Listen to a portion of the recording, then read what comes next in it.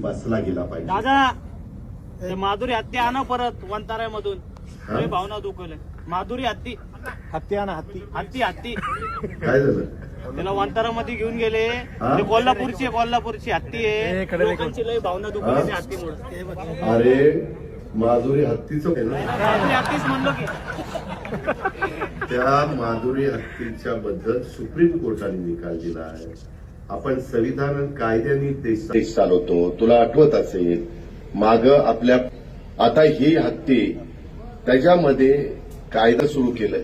शेवटी तुम्हाला मला जसा जगण्याचा अधिकार आहे तसा पक्ष्यांनाही जगण्याचा अधिकार आहे, प्राण्यांनाही जगण्याचा अधिकार आहे. त्या प्रकारे त्या हत्तीणीचं झालं आणि म्हणून ती गेली. बाबा लय शेजला हत्तीणीचं लागले बाबा. तुला एकदा कुठं तरी हत्तीणीवर बसवतोस, परंतु तू चांगल्या भावनेनं बोलला असेल. तू प्राणी प्रेमी असशील म्हणून ती भूमिका मांडली. त्याबद्दल तुझं दुमत नाही, तुझं अभिनंदन. पण मी पण त्याच्या खोलात गेलेलो होतो.